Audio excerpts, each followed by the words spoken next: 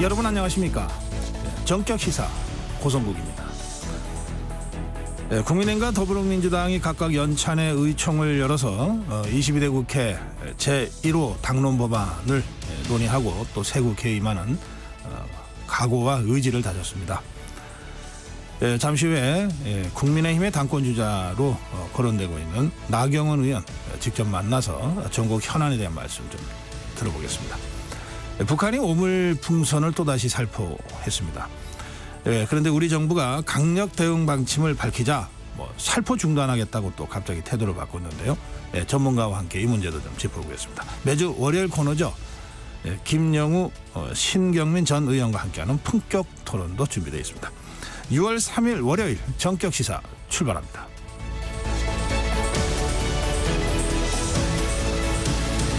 네, 정격 시사는 유튜브로 지금 유튜브 라이브로 여러분들 시청하실 수 있습니다. 문자 참여 짧은 문자 50원, 긴 문자 100원에 샵 9730 여러분들 참여 기다립니다. 콩 어플 무료로 쓰시고요. KBS 1라디오 정치, 경제, 사회, 문화 다양한 명품 콘텐츠가 여러분을 기다리고 있습니다. 구독, 좋아요, 댓글로 여러분 함께 해주시기 바랍니다.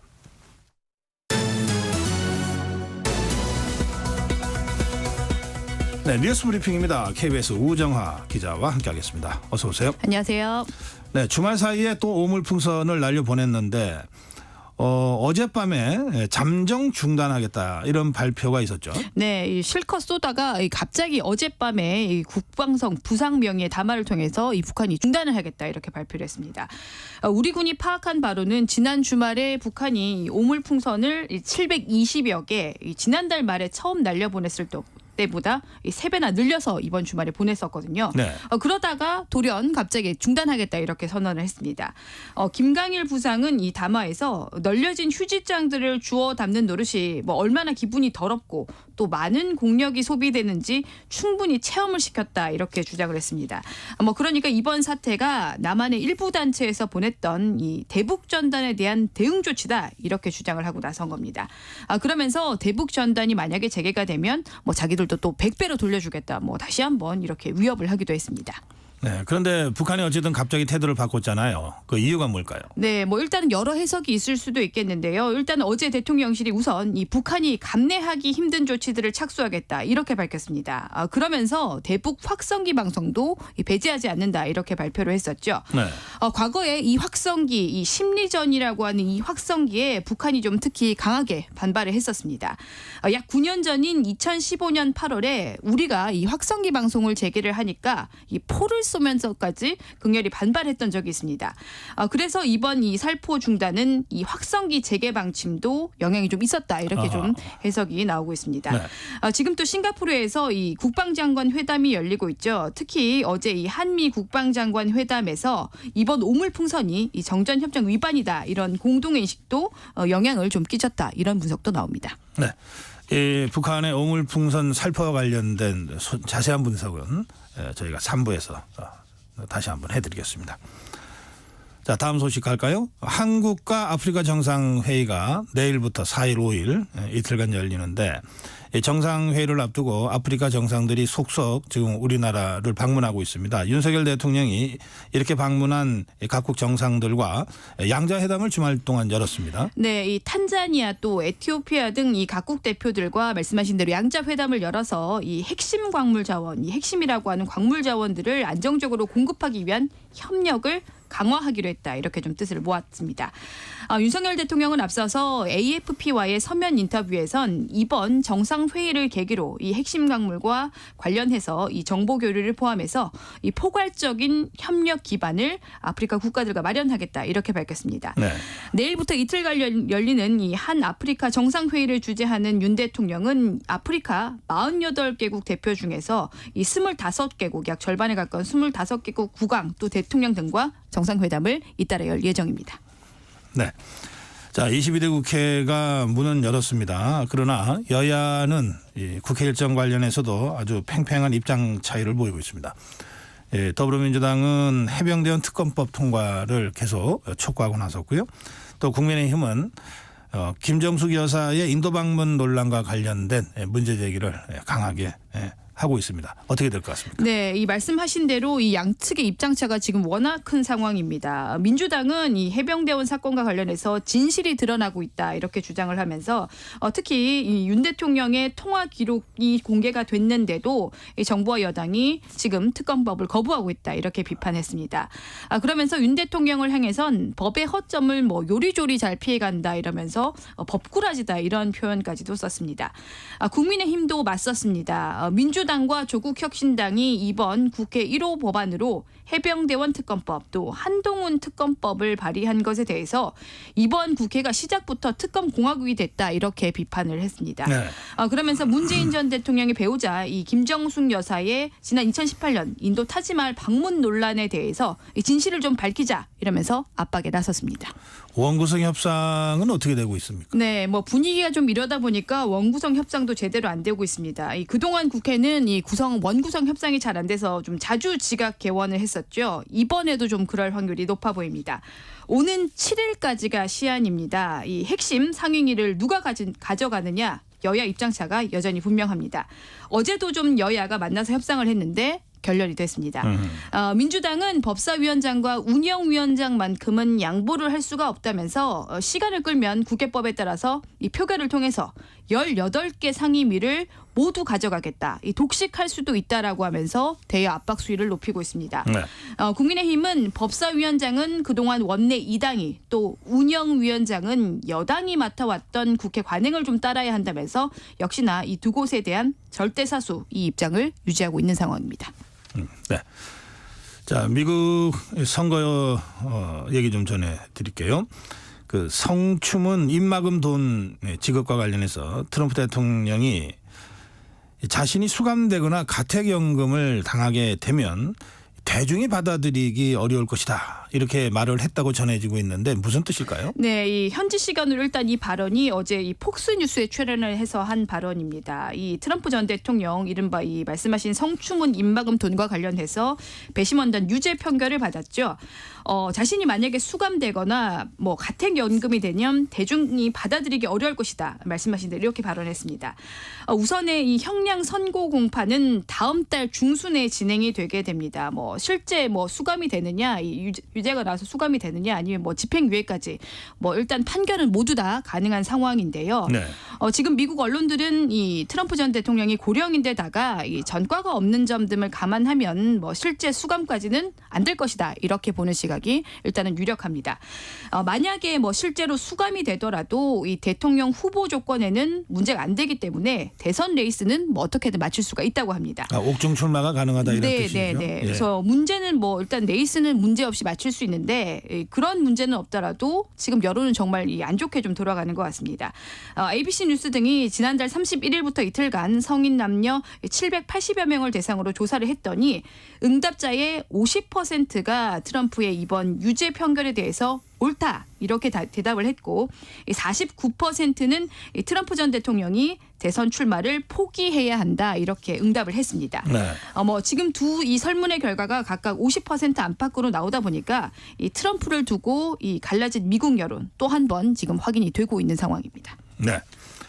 BTS 멤버 중에 진 씨가 곧 전역한다고요? 네, 이 팬들이 좀 기다렸던 소식일 것 같은데요. 가장 먼저 입대를 했던 진 씨가 이 1년 6개월의 복무를 마치고 오는 6월 12일에 전역을 합니다.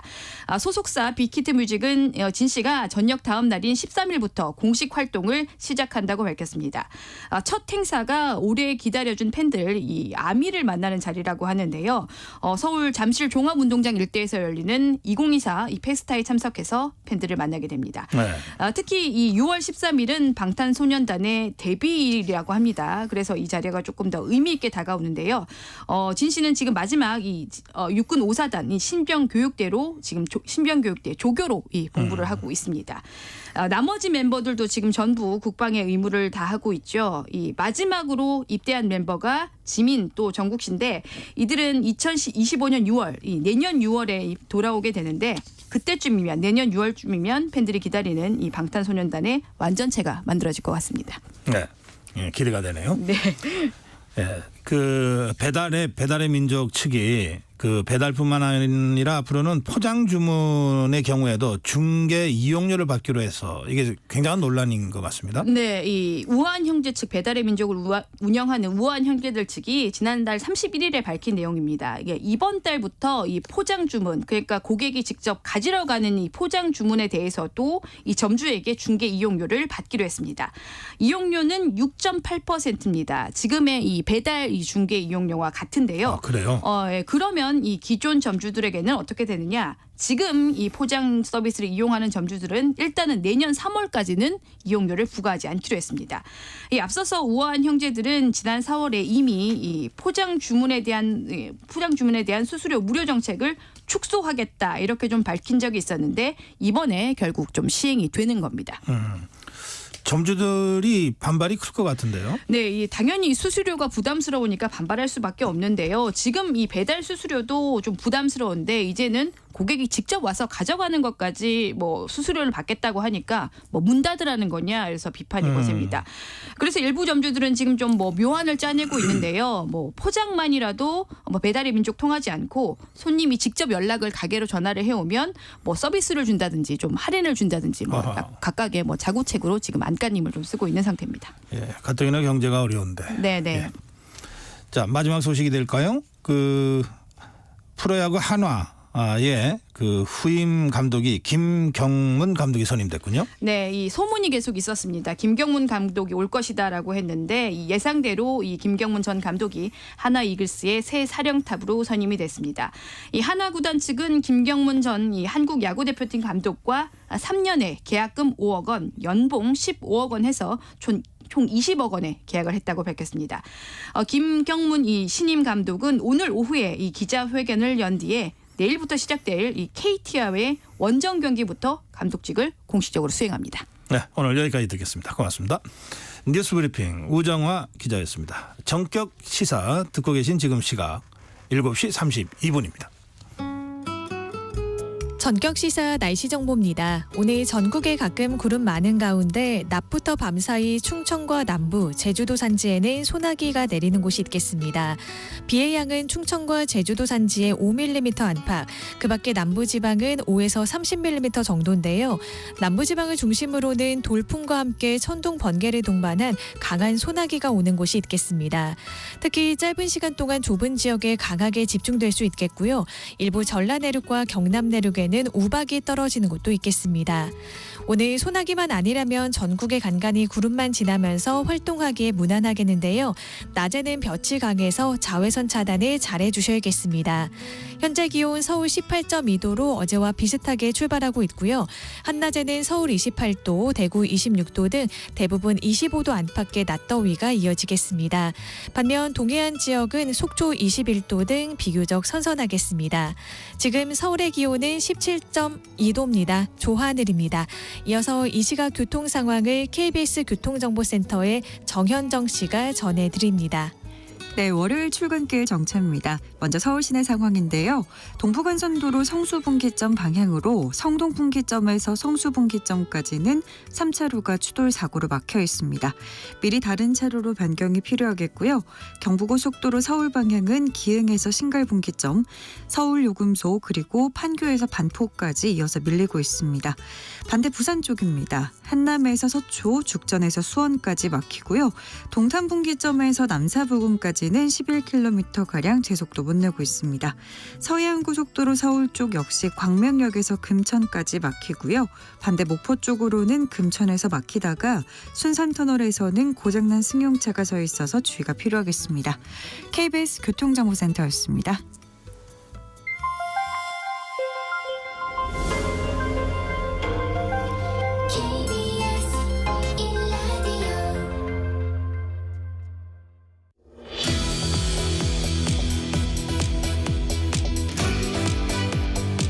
네, 지금 정치권에서 가장 주목받는 정치인 중에 한 분 모시겠습니다. 나경원 의원 모시겠습니다. 어서 오세요. 네, 안녕하세요. 네, 4년 만에 국회에 들어오신 건가요? 네, 그렇습니다. 어떠세요? 뭐 저희가 아직 방에 못 들어갔어요. 의원실에. 상임위 배분도 안 되고 뭐 아니, 의원실도 배분이 안 됐어요? 의원실은 배정이 됐는데요. 네. 저희가 천안연수원 다녀왔잖아요. 그래서 그렇군요. 예. 목요일 금요일 천안연수원 다녔고 토요일 일요일은 네. 지역에서 활동을 했고요. 예. 네. 오늘은 또 저희 방에 도배를 오늘에서야 해준다 그래서. 약간의 네. 그 인테리어는 하는군요. 들어가기 전에. 아니 꼭 하는 건 아닌데 예. 이제 조금 지저분한 방은 이게 조금씩 다른 것 같아요. 도배를 조금 해주시거든요. 그래서 천안연수원 말씀부터 하셨는데 네. 그 분위기 어땠어요? 그날 뭐 다들 이제 이 뭐 첫째도 둘째도 셋째도 단합이다 이런 이야기를 하면서 단일 대우를 강조했고요. 네. 특히 저희 당이 지금 굉장히 어려운 상황이기 때문에 이 단일 대우라는 건 굉장히 중요하다고 생각을 합니다. 네. 네. 그 더불어민주당에서는 그날 윤석열 대통령이 참석해서 뭐 내가 욕 좀 먹겠다고 하면서 맥주 한 잔씩을 돌렸다고 하는데 그리고 사진이 이제 공개가 됐는데 그걸 상당히 강력하게 비판하고 나섰던데요. 저도 그 비판 글을 좀 읽어봤는데요. 네. 그거 뭐 과거는 잊어버리자인가 뭐 그 이야기를 갖고 네. 비판했던 것 같은데요. 그 말씀은 다른 말씀이 아니라 이제 미래로 함께 같이 가자 이게 분열하지 말자 이런 뜻이었던 것으로 저는 기억하고 있습니다. 그래서 네. 뭐 요새는 민주당이 그냥 정쟁을 위한 비판을 많이 하니까 저희가 물론 귀담아 들어야 될 것도 있지만 대부분 네. 너무 정쟁으로 흐르는 것 아닌가 이렇게 생각합니다. 네. 그날 그러니까 워크숍에 대통령이 참석한 거니까 우리 이제 나경원 의원하고도 따로 좀 얘기할 기회가 있었습니까? 뭐 특별히 없었습니다. 예. 뭐 대통령께서 그날 현 지도부 비대위원장과 원내대표들과 아마 조금 환담을 하셨는지 잘 모르겠고요. 제가 요새 핵심이 아니라서 그건 잘 모르겠고 저희 뭐 한 바퀴 이렇게 쭉 도시고 네. 뭐 한 명씩 뭐 이렇게 덕담 건네기도 하시고 그랬습니다. 저한테는 그 잃어버린 걸 찾아오면 더 기쁨이 2배 아니냐 이런 말씀하셨습니다. 아 그래요? 네. 예. 지금 다들 이제 22대 국회 등원하면서 뭐 모든 그 의원들이 다 헌법기관으로서의 의지도 다지고 또 의욕을 불태우고 있는데 그러다 보니까 다 1호 법안이라고 하는 걸 내잖아요. 네, 예. 네, 의원님도 1호 법안 준비하셨습니까? 네, 그렇습니다. 예. 벌써 제출했고요. 금요일 날. 예. 예. 1호 법안은 제가 선거 때도 이미 약속했던 건데요. 저출산과 관련된 법안입니다. 저출산 정책이 한 가지만으로 해결되는 것도 아니고 저출산에 관한 해결이 또 뭐 돈으로만 해결되지 않는 건 아니지만 저출산의 원인 뭐 신혼부부들에게 가장 고민되는 것이 무엇이냐 물어보면 주거이기 때문에 네. 제가 예전부터 주장한 헝거리식 저출산 해법 정책 결국 신혼부부에게 1%대의 초저금리로 20년간 대출해주는 2억 원 이상의 1%대 20년간 대출해주는 신혼부부 주택에 관한 주택기본법 개정안을 제출했습니다. 출산 첫째 둘째 낳을 때마다 조금씩 달라집니까? 예, 맞습니다. 그러니까 초저리 장기 대출을 하고 그리고 아이 출산 수에 따라서 이자와 원금을 탕감하는 것입니다. 아이 넷 낳으면 모두 탕감되는 것이고요. 첫째 아이 낳으면 이자 탕감, 둘째 아이 낳으면 원금 3분의 1 탕감 이렇게 가는 것입니다. 그래서 정부의 예산 부담은 20년까지는 이자율 차이만큼만 부담하면 되는 것이 정부의 예산 부담이고요. 20년이 지나면 아이 자녀 수에 따라서 원금 일부를 정부가 이제 예산으로 부담해야 되는 것이 되기 때문에요. 사실상 20년 이후에 우리가 아주 많은 예산 부담이 있는 것이기 때문에 충분히 수용 가능한 정책이라고 봅니다. 네. 그런데 이 헝가리 모델을 말씀하시니까 한 1년 전 생각이 나는데요. 그때 네. 대통령 직속 저출산 고령화위원회 부위원장 하시면서 네, 예.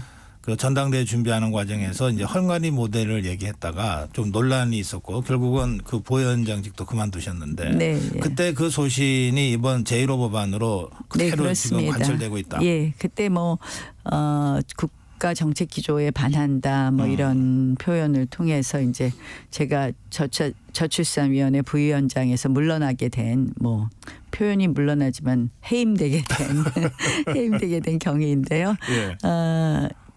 그러나 그 이후에 정부 정책을 보면 기본적으로 신혼부부 주택 매입 대출이나 매매자금 대출이나 또 전세자금 대출에 있어서 거의 1%에 접근하는 그 초저금리로 이율도 낮아졌고요. 또 원금 탕감까지는 아니지만 이 아이 출산에 따라서 이자율 또 탕감이 되는 부분도 있었고 또 실질적으로 그동안 소득 수준 그러니까 부부 합계 소득의 상한을 높여주는 등 기본적인 기조가 저의 정책 기조하고 다르지 않다고 보고요. 네.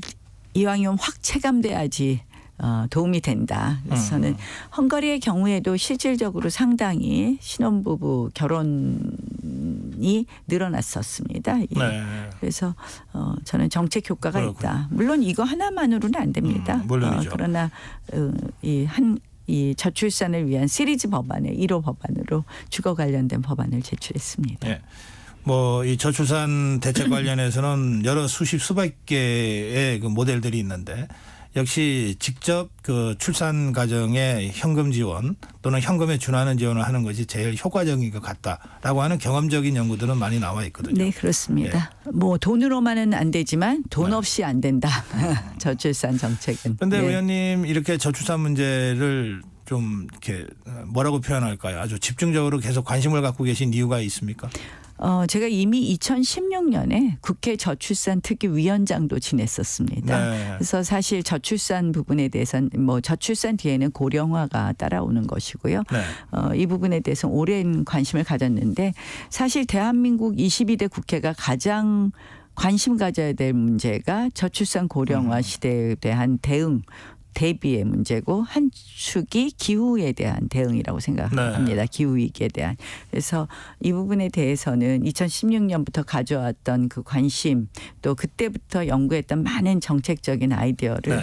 이번에 조금 꼭 완성하고 싶은 생각이 있고요. 네. 그 노력을 뭐 계속하려고 하고 있습니다. 네. 저출생 문제에 대한 대응 그리고 기후 위기에 대한 대응.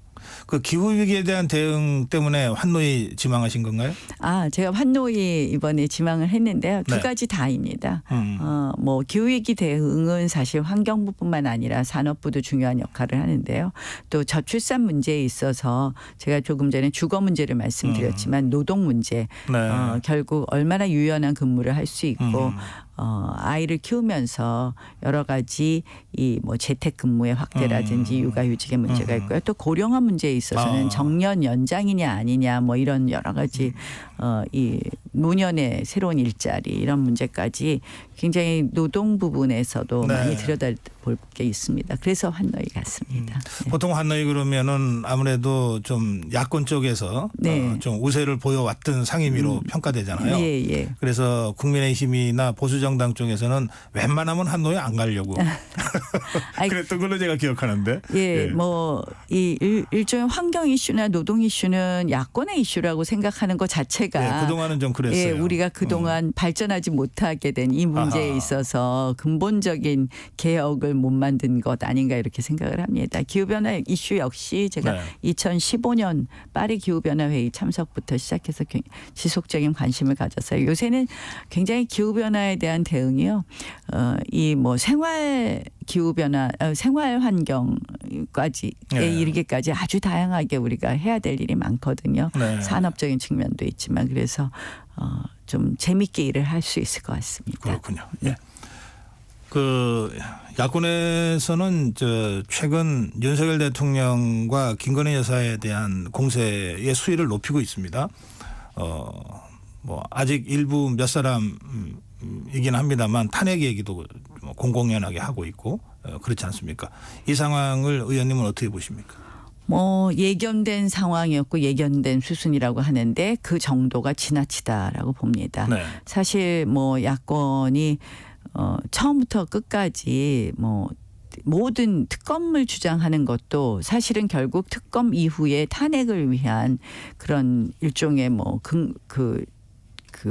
일종의 그런 어떻게 보면 그 전 단계로 주장하는 부분이 많이 있고요. 네. 뭐 최상병 특검만 해도 사건의 경위라든지 앞으로 재발 방지를 위해서 이런 일이 있어서는 안 되지 않겠습니까? 그래서 왜 사고가 났는지에 대한 그런 관심보다는 뒷단에 이 처리 과정에 있어서 대통령의 개입 부분에만 관심을 갖고 있다든지 김건희 여사 특검법도 이제는 특별검사를 야당이 지정하겠다는 것을 넘어서 영장전담 판사도 지정하겠다고 하는 소위 뭐 판사까지 지정하겠다는 네. 그런 좀 어이없는 법안이 제출되는 걸 그게 보면서 더불어민주당 이성윤 의원이 네 맞습니다. 김건희 여사 종합특검법이라고 이름을 네, 붙여서 예, 예. 그 법의 내용이죠. 예, 그 법의 내용이죠. 이렇게 보면은 그 정도가 지나치다고 보고요.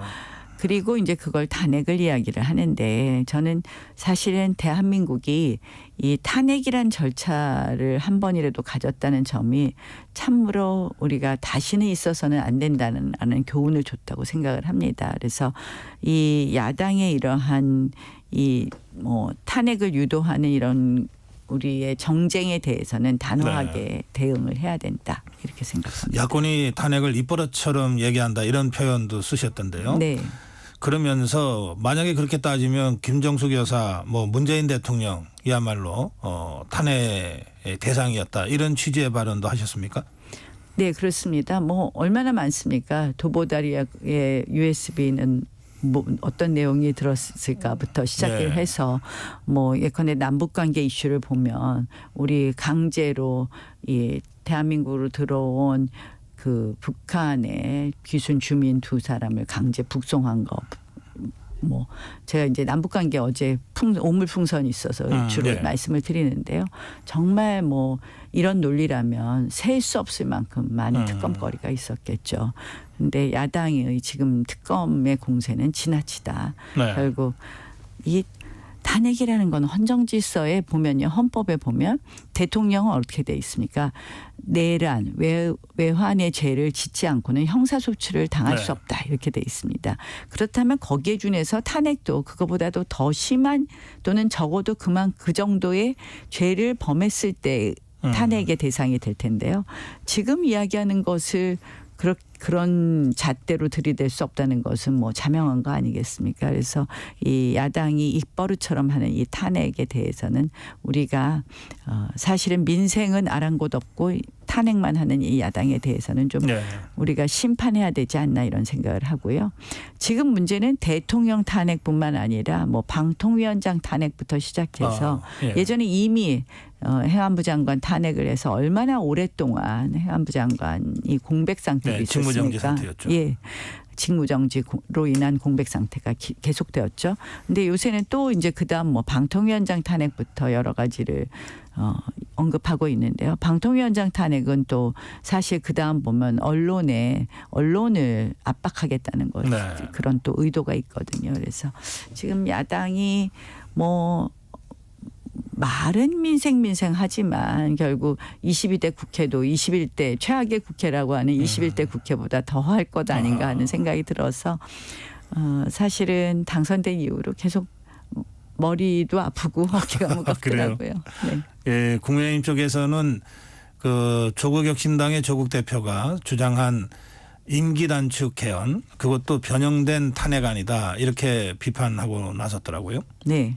당연히 그렇다고 봅니다. 사실 현 대통령에 대한 임기 단축을 함부로 말을 하는 것 자체가 사실은 있을 수 없는 일인데 왜냐하면 이제 대통령을 뽑아준 국민들에 대한 그건 또 약속이기도 하거든요. 헌법상의 약속인데 이 임기 단축 개헌은 결국은 탄핵을 개헌으로 포장한 것에 다름이 없다 이렇게 봅니다. 근데 의원님 그 편집인 협회 토론회에서 그 임기 단축까지 포함해서 모든 걸 열어놓을 수 있다 이런 취지의 발언을 했다고 보도가 됐어요. 그 후에 아주 홍역을 겪으신 것 같은데. 예, 그래서 뭐 굉장히 제가 당원들한테 문자 폭탄도 받을 정도로 그랬습니까? 뭐 폭탄은 아니지만 몇몇 당원들이 예. 이런 주장을 했냐 이렇게 확인을 하셨는데 네. 우리가 이제 저는 권력구조 개헌론자입니다. 사실 지금의 이 대통령 중심제, 아주 지극히 대통령에게 권한이 많은 대통령 중심제의 우리의 헌법을 고치지 않으면 이 국회는 늘 정쟁만 하게 되어 있습니다. 그리고 국회의원들이 사실 스스로 국정 경험이 많지 않다 보니까 책임 없는 그런 입법 권한을 행사하기가 아주 왕왕 행사하기가 일쑤입니다. 그래서 저는 기본적으로 권력 구조는 개편해야 된다. 그래서 의원 내각제적 요소를 좀 더 강하게 도입을 한다든지 의원 내각제로 간다든지 또는 이원 집정부제, 프랑스식이나 오스트리아식 이원 집정부제에 대해서 우리가 연구를 많이 해야 된다라는 입장이고요. 네. 그러다 보면 임기가 뭐 4년 중임이 될 수도 있고 여러 가지 뭐 변수가 있지 않겠습니까? 그런 취지였는데 네. 이게 마치 현 대통령 임기를 단축하자는 야당의 이 주장과 같은 것으로 등치되는 걸 보고 저 스스로도 깜짝 놀랐고요. 예. 제 본인은 앞으로 대통령 개헌을 한다면 여러 가지 권력 구조를 개헌한다면 그런 것을 다 열고하자는 것이 네. 제 본의였고요. 그 권력구조 개헌뿐만 아니라 저는 사실 20대 국회에서 선거구제도 이제는 좀 고쳐야 되지 않느냐. 네. 제가 20대 국회에서 정말 패스트트랙 재판 아직도 받고 있는데요. 예, 패스트트랙 그게 뭐 민주당이 강제로 선거구제를 합의 없이 유일하게 통과한 법이 그 법인데요. 네, 네. 여러분들 뭐 연동형 비례제로 인해서 어느 정당인지 모르고 35개의 정당이 적혀 있는 투표용지에 투표하시냐고 고생도 하신 이 연동형 비례제를 없애는 것은 물론이고 네. 우리가 지역구 득표율은 45.1%인데요. 의석수는 지역구 의석수가 35.4%밖에 안 됩니다. 예. 결국 표에 따른 민심을 제대로 반영하지 못하는 이 선거구제, 중대 선거구제와 초선거구제 혼용 이런 네. 부분을 저희가 그런 쪽으로 이제는 선거구제도 개편해야 된다. 이것이 알겠습니다. 저의 소신입니다. 어떤 경우에도 현 윤석열 대통령의 임기를 단축하자 이런 주장은 아니다. 예. 그 주장은 저희가 함부로 할 수가 없는 것이죠. 알겠습니다. 네. 예. 전당대회 출마하십니까? 뭐 아직까지도 마음을 정하지 못했고 아직은 고민할 때가 아니다라고 생각을 합니다. 아예 고민 자체를 안 하고 있습니까? 사실 뭐 제가 출마하느냐 안 하느냐에 대한 그 고민을 깊이 하고 있지는 않습니다. 왜냐하면 우리가 뭐 지금 보니까 원래 저희가 비대위를 구성할 때는 바로 전당대회를 하는 것을 전제로 해서 전당대회 준비위원회를 구성하는 비대위로 그 실무형 비대위라고 예. 불렀던. 했는데 실질적으로 지금 비대위가 구성된다면 여러 가지 일을 하고 계셔서 언제 전당대회를 할지도 모르는 것 같습니다. 그래서 조금 네. 더 지켜보겠습니다. 예, 전당대회에 네. 대한 그 계획표가 나오고 나서 고민해야 네, 될 그렇게 일이다. 하겠습니다. 지금은 그거 고민할 때가 아니다. 네, 이런 네. 말씀이신가요? 네, 예. 그런데 얼마 전에 한동훈 전 비대위원장이 전대 안 나가는 게 좋겠다 이런 취지 발언을 하셨죠. 저는 일종의 이 저의 이런 뭐 제안, 어드바이스 뭐 이런 거였는데요. 그것도 결국 기사는 견제 이렇게 나오길래 이제 더 이상 거기에 대해서 언급 안 하려고 합니다. 그래요. 네. 그냥 조언인데. 네, 예. 왜냐하면 그런데. 또 제가 정치 오래 하지 않았습니까? 또 우리 수많은 대선 주자 1등 후보가 아깝게 밀려나는 걸 많이 본 사람으로서 네. 한 이야기였습니다. 네. 알겠습니다. 지구당 부활 문제는 어떻게 보십니까? 지구당 부활 문제는요. 지금 이게 정치 개혁의 핵심 이슈처럼 보이는 것 자체는 너무 안타깝다 이렇게 생각을 합니다. 예.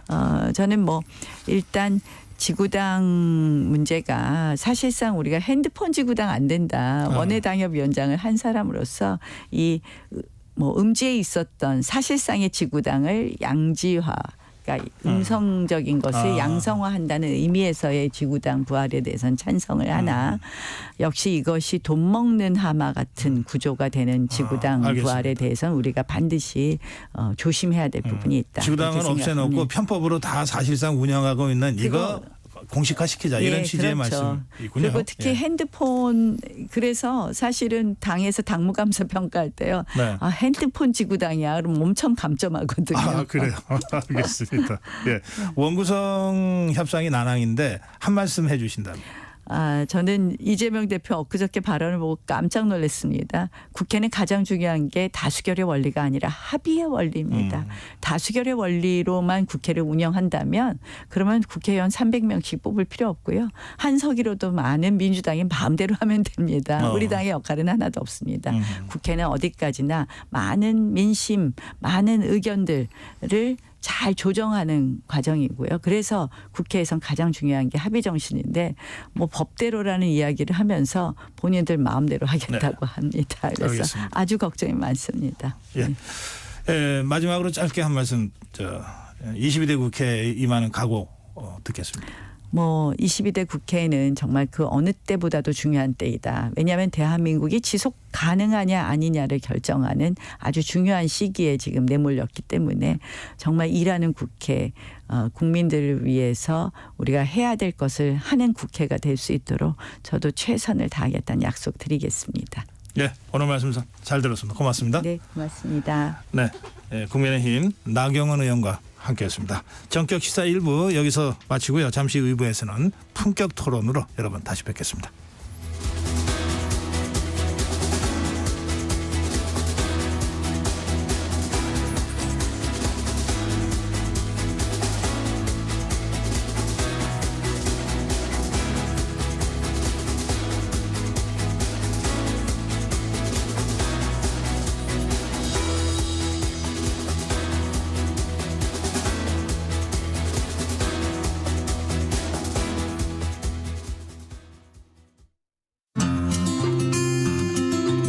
KBS 라디오 기후위기 대응 캠페인 지구를 안녕하세요. 반갑습니다. 환경 문제를 알리는 컨텐츠를 제작하고 있는 홍다경입니다. 쓰레기 분리가 안 되는 부분들을 보고 이제 문제의식을 느껴서 쓰레기 문제를 파다가 지금까지 활동하게 되었고 개개인의 노력도 굉장히 중요한데 기업과 정부에서 어느 정도 그 뒷받침을 해줘야 시민들도 할 힘이 생긴다고 전 생각을 하고요.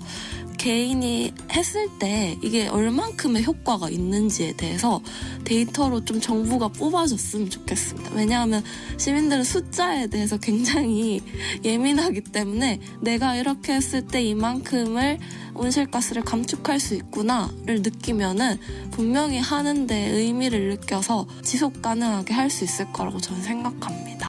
저는 한 사람의 그 활동이 누군가에게 또 영향력이 돼서 그들이 기획가가 돼가지고 또 사회에 영향력을 미치는 인플루언서가 되어가고 있는 모습에 저는 항상 뿌듯함을 느낍니다. 5월인데 눈이 왔잖아요. 네, 그래서 이게 기후가 이상하다고 다들 느끼실 것 같아요. 근데 이게 앞으로 더 심해질 거라서 이게 미래 세대의 일이 아니라 지금 현재 우리의 문제이기 때문에 경각심을 가지고 나서주시면 좋겠습니다. 뜨거워지고 있는 지구. 지금 우리의 문제입니다. KBS 라디오 기후위기 대응 캠페인 지구를 지켜라 였습니다.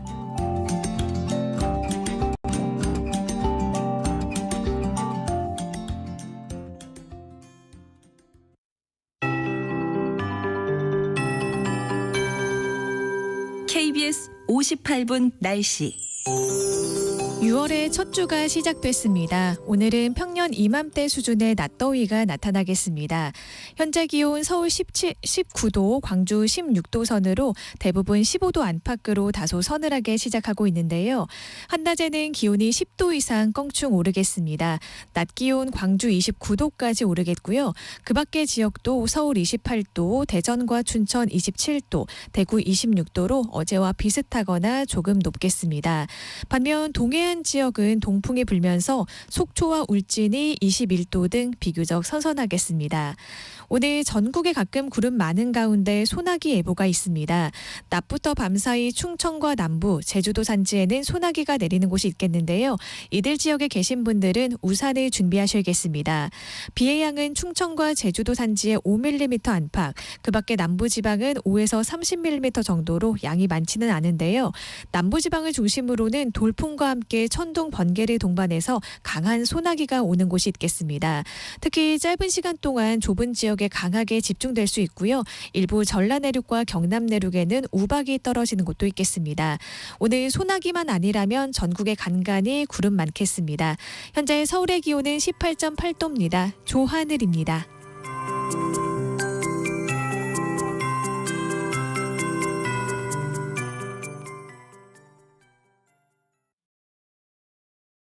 정성을 다하는 국민의 방송 KBS가 8시를 알려드립니다.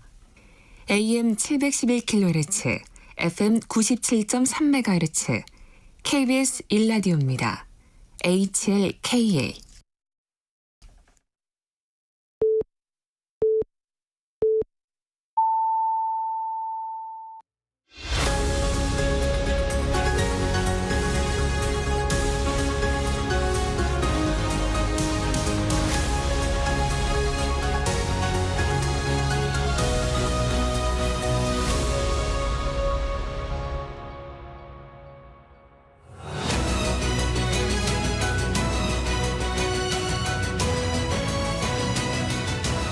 정치 현안을 품격 있게 토론하는 품격 토론입니다. 품격 있는 두 분 모시겠습니다. 김영우 전 의원 모셨습니다. 네, 안녕하세요. 신경민 전 의원 자리하셨습니다. 네, 안녕하십니까. 네, 이 품격 있는 두 분한테 오물 얘기부터 질문을 드려서 죄송합니다. 이 오물풍선이라고 하는 건 뭐 다들 처음 보는 건데 어떻게 보셨습니까? 제가 볼 때는 서로 이제 말싸움 하다가 갑자기 상대방에게 침을 뱉는 격이에요. 그러니까 이제 굉장히 지저분하고 저열한 행위다 생각을 하는데 네.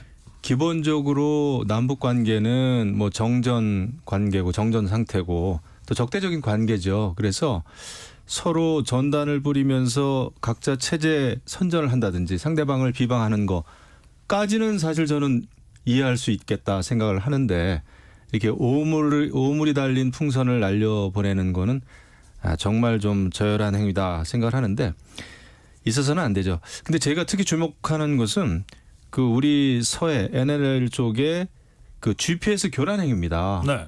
이것 때문에 우리 어선 또 항해에 굉장히 그 지장을 초래했어요.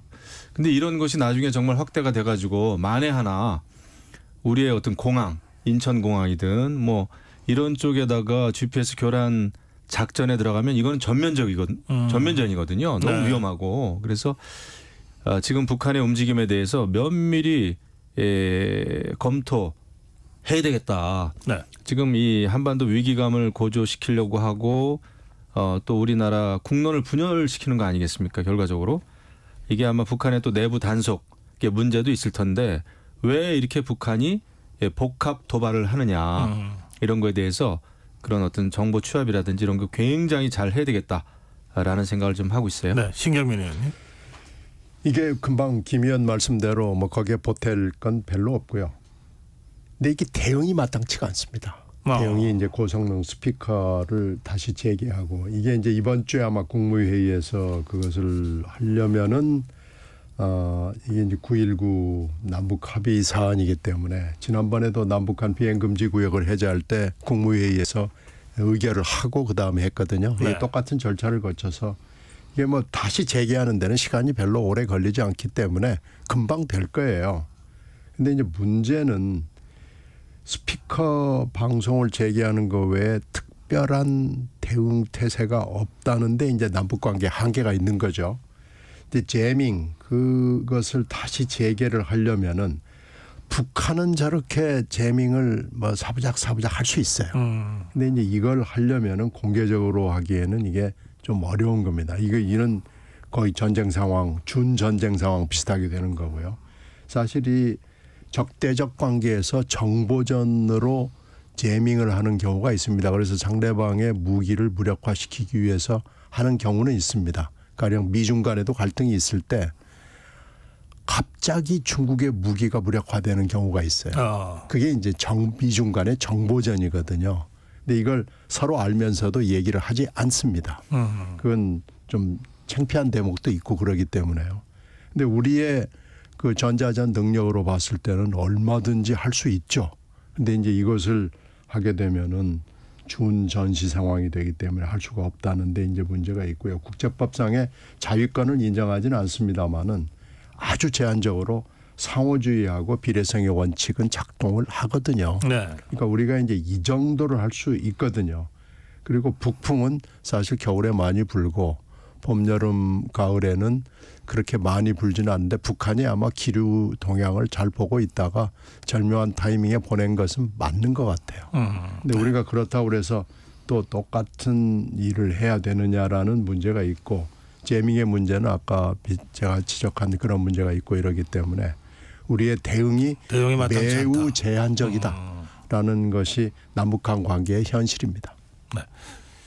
정부가 이 감내할 수 없는 북한이 감내할 수 없는 조치를 취하겠다고 하고 나서 북한이 일단 더 이상은 안 보내겠다 당분간 뭐 좀 이렇게 지금 하고 있어서 이 상황은 조금 더 지켜볼 필요가 있겠습니다. 네, 역시 근데 대북 확성기 가동하겠다고 하니까 북한이 조금 꼬리를 내리는 것 같긴 합니다. 네. 그러니까 과거에도 그 북한 그 목함질에 도발이 있었을 때 우리 쪽에서 대북 확성기 그거를 이제 가동하겠다. 이래가지고 결국 북한이 굉장히 저자세로 나왔거든요. 예. 그러니까 결국은 북한은 체제 유지가 가장 중요한 목적이기 때문에 그거에 대한 우리 쪽의 어떤 공세 이런 게 때로는 필요할 것 같습니다. 이런 정도 상황이라면. 북한에 가서 보면 우리 스피커 성능이 월등하게 좋아요. 아, 그렇습니까? 네, 그러면 저쪽 스피커는 아무리 고성능을 데려다 놔도 잘 안 들리거든요. 네. 더군다나 우리는 굉장히 또 소프트웨어가 많아요.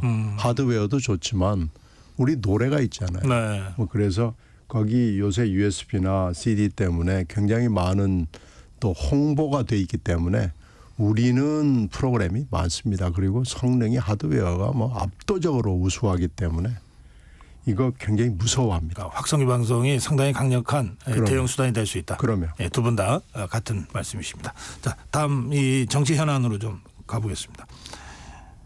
국민의힘 워크숍에 윤석열 대통령이 참석했습니다. 신경림 의원님 어떻게 보셨습니까? 글쎄 지난번에 이어서 지금 연이어서 하는 거니까 대통령이 갈 수는 있죠. 가지 말한 법은 없습니다. 그런데 지금 총선 패배라는 아주 성적표를 받아들고 그게 지금 다 기억 속에 있는데 가서 분위기를 띄우기 위해서 갔다. 저는 좀 이번에 안 가는 것도 한번 생각해 볼 만했고요. 간다 하더라도 뭐 어퍼컷 세레모니 뭐 똘똘 뭉치자 우리는 하나. 메시지 관리도 좀 잘못하지 않았나 싶어요. 갈 수는 있지만 간다고 하더라도 대통령이 이 시점에서 그렇게 하는 것이 과연 정치 지도자로서 맞는가. 이게 국민들이 지금 회초리를 들고 몽둥이를 들까 말까를 고민하고 사실은 몽둥이급 회초리거든요. 이런 상황에서 이렇게 하는 게 저는 그 정치 메시지 관리에서 그렇게 썩 성공적인 것 같진 않습니다. 네, 김영우 의원님. 뭐 저도 여당입니다만은 좀 비슷한 생각은 하고 있어요. 그러니까 대통령이 여당의 의원총회, 의원 그 단합대회 연찬회에 가는 거는 괜찮습니다. 그리고 단합을 충분히 요구할 수 있어요. 하지만 대통령의 메시지는 시간과 장소와 관계없이 결국은 대국민 메시지입니다.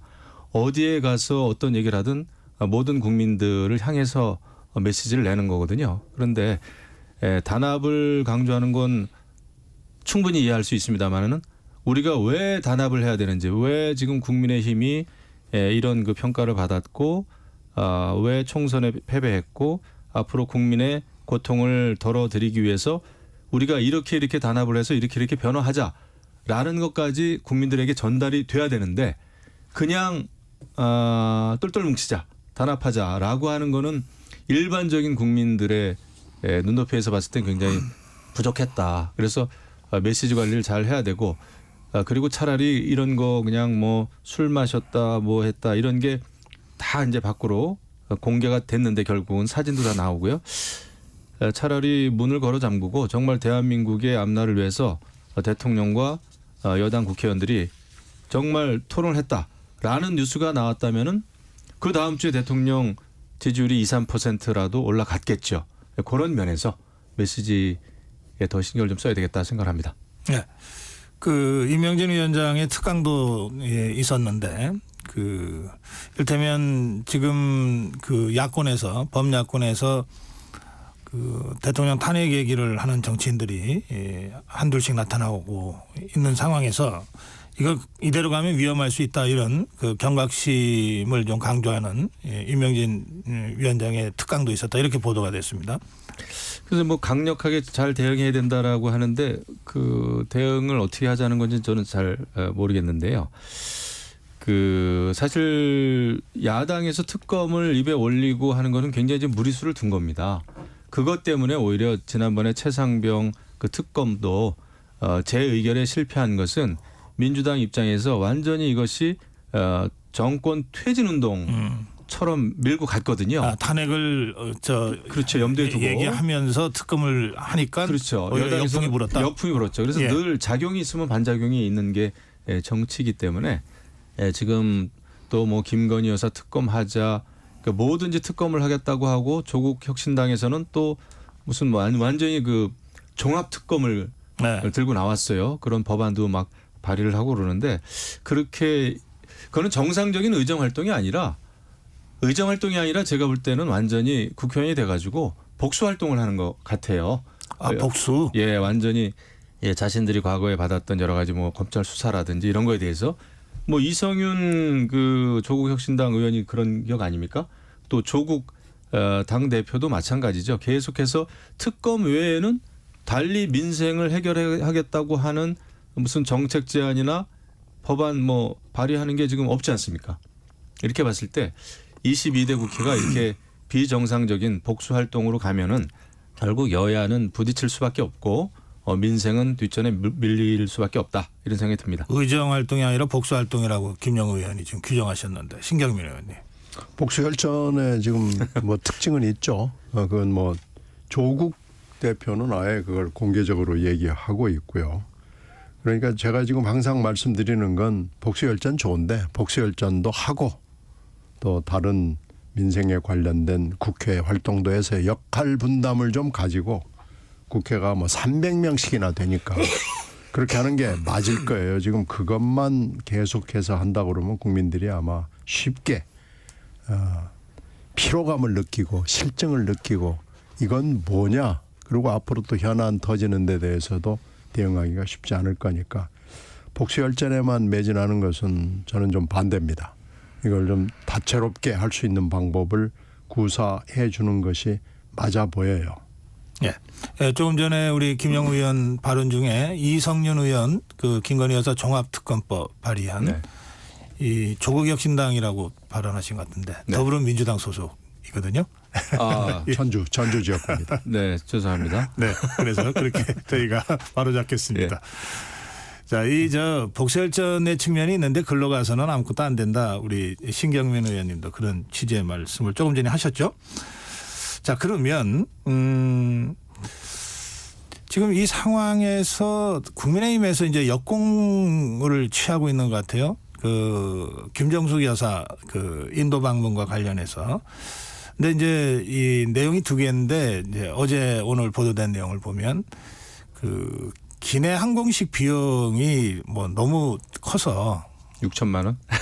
예. 그 계산해 보니까 4끼를 먹었는데 1인당 170만 원 수행은 다 포함해서 이거 하고 그다음에 실제로는 이제 문재인 대통령이 최초의 그 영부인 단독 외교라고 이제 회고록에 썼는데 그런데 실제로는 당시 문체부 장관 도정환 장관의 특별 수행원 자격이었다는 거예요. 공식적인 그 이거 어떻게 봐야 됩니까, 신경민 의원님? 이거 뭐 계속 이렇게 가서 뭐 하나씩 해가지고 하는 것이 저는 일단 맞아 보이지는 않아요. 근데 이게 지금 신남방 정책하고 관련이 있습니다. 문재인 정부가 들어서면서 계속해서 아주 굉장히 중요한 외교 정책 중에 하나로 신남방 정책이 있고 그중에 키 국가가 사실은 인도, 베트남, 인도네시아 이런 나라들이거든요. 네. 그 인도와의 관련을 어떻게 하면 증진하느냐라는 것이 굉장히 국가적인 거의 뭐 반공개 또는 뭐 반비공개 뭐 이런 정도였어요. 그런데 이제 여기서 하나 잘 지적되지 않는 것 중에 하나는 문재인 대통령의 고향이 경남이잖아요. 네. 이 경남 분들의 그 일반적인 특징 중에 하나는 가야 시대에 대한 굉장한 애착이 있습니다. 근데 이제 우연인지 뭔지 모르지만 가야 시대 때 인도와의 교류가 있다는 것이 그건 뭐 역사에 기록이 돼 있는 거니까요. 이야기죠. 또 그게 또 우연히 그때 또 뭐 기공식이 있었고 이러기 때문에 이거에 대해서 이걸 꼬다리로 해서 우리가 인도와 문화적인 교류 내지는 문화적인 공통성이 없기 때문에 뭔가 한번 해보자. 그럼으로써 인도와의 교류를 좀 심화해보자. 이런 분위기는 그 당시에 분명히 존재했던 거고요. 네, 말씀하신 대로 그 문재인 대통령 때 가야사 복원에 대해서 정부 차원의 상당한 집중과 지원이 있었습니다. 근데 이제 고대사다가 보니까 특히 가야는 고대사 중에서도 우리 한반도에서는 조금 더 오래된 거거든요. 그래서 이게 이제 연구하는데 한계가 분명히 있었던 것이 또 사실입니다. 그러다가 보니까 이제 인도 문제를 얼마나 주력을 했느냐 하는 부분에 있어서 별로 그렇게 부각이 돼 있지는 않아요. 네. 그리고 이제 또 하나 지금 지적이 돼 있지 않는 것 중에 하나는 이 문제, 인도 방문 문제가 나오기 전에 김민전 이제 의원이죠. 김민전 당선인 시절에 이 회고록과는 상관없이 당선인 신분으로 삼김여사 특검 문제를 거론을 했습니다. 네. 그러니까 이게 사실은 먼저 촉발이 됐어요. 그 다음에 회고록이 나왔어요. 그때 삼김 여사가 김혜경. 네, 김혜경 여사까지 포함을 해가지고. 네, 김건희 여사, 네, 김건희, 김정숙 여사, 김정수, 김혜경, 김혜경 여사. 삼김 여사 특검 문제를 뜬금없이 김민전 당선인으로서 얘기를 해가지고 이건 또 뭐야 하는 얘기가 있었는데 회고록이 또 나오면서 회고록에서 이 문제가 거론이 되고 그러면서 이게 불이 붙기 시작했거든요. 그러니까 분명히 여권에서는 이 문제를 한번 맞불로 해보자라는 기획 의도는 숨어 있었던 것이 확실하거든요. 근데 이렇게 돼서 하나씩 나오다가 결국은 이게 지금 밥값 얘기까지 지금 나온 거 아닙니까?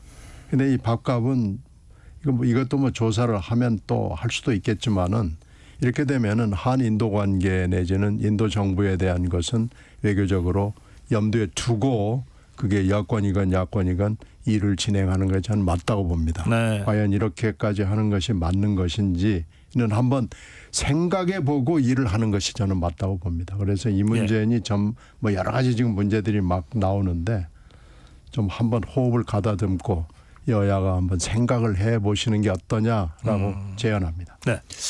사실 이 잠재적인 불씨에 그 기름을 부은 거는 문재인 전 대통령입니다. 이게 지금 사실 수사 중인 사안도 여기에 있고, 그다음에 여야 간에 계속해서 이제 이견이 있는데 이거를 이제 회고록을 집필하고 이것을 세상에 내놓으면서 완전히 불을 지펴 버렸어요. 그리고 결국 그 특별 수행원으로 갔다. 김정수 여사가 오히려 도종환 문체부 장관의 특별 수행원으로 갔다라고 하는 게 사실이라면은 완전히 이것은 그 실체적인 사실을 왜곡한 거죠. 문재인 대통령이. 그래서 이것은 잘못된 것이다 생각을 하고요. 수사가 제대로 이루어지는 것이 필요하다 봅니다. 처음부터 저는 이게 뭐 특검해야 된다라고 하는 거는 저는 무리가 좀 있다고 봐요. 그거는 김건희 여사 건도 저는 마찬가지입니다. 오히려 이런 거에 대해서는 이제 22대 국회가 시작이 됐기 때문에 상임위에서 상임위원회 또 이제 앞으로 다가오는 국정감사에서 여당 의원들이 정말 실력 발휘를 해주길 바랍니다. 정상적으로. 그렇게 해서도 충분히 밝혀질 일이 많이 있는 것 같아요. 이거를 특검까지 가야 되느냐에 대해서는 이견들이 이제 많은데 야당도 마찬가지입니다. 김건희 여사에 대해서 무조건 특검을 하자라고 하는 거는 저는 굉장히 무리한 정적인 공세다 생각을 합니다. 그리고 중요한 것은 자꾸 이렇게 그 여사들 전직이든 현직이든 여사들의 문제가 이렇게 국정 이슈의 중심이 되고 하는 것은 전현직 대통령들에게 큰 책임이 있습니다. 완전히 여사들의 나라가 아니잖아요. 그런데 이것을 감싸고 또 국민들의 눈높이에 맞지 않는 대응을 하고 대처를 하고 이러다 보니까 점점점 이 사안들이 커지는 것 같습니다. 그래서 이 점에 대해서는 오히려 사실을 제대로 좀 밝히는 그런 것이 필요하지 않겠나 생각을 합니다. 그 김영애 의원님, 조금 전에 우리 신경림 의원 토론 중에 다 좋은데 인도라고 하는 아주 전략적으로 중요한 국가와의 외교 관계나 이런 것들까지를 좀 종합적으로 좀 생각하면서 했으면 좋겠다 이런 취지 말씀하셨는데 그 점은 어떻게 보세요? 저는 일리가 있는 말씀이에요. 그리고 이제 아요타 왕국 그건 제가 너무나 잘 압니다. 제가 가락종친의 중앙청년회장을 몇 년 동안 했어요.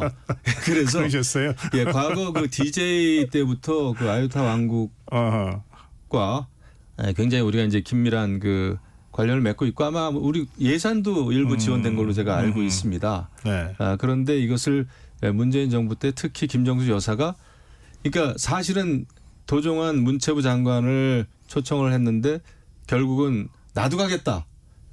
김정수 여사가 이래 가지고 간 것처럼 제가 읽혀집니다. 제가 이렇게 쭉 보면은 또 특별 수행원 자격이라고 한다면은 수행원이라고 하는 것은 말 그대로 따라가는 겁니다. 네. 본인이 주도하고 본인이 귀빈이 아니고 직접 처음부터 초청의 대상이 아니라는 거죠. 그래서 누가 봐도 이거 좀 무리했다. 알겠습니다. 예, 전용기 타고. 예.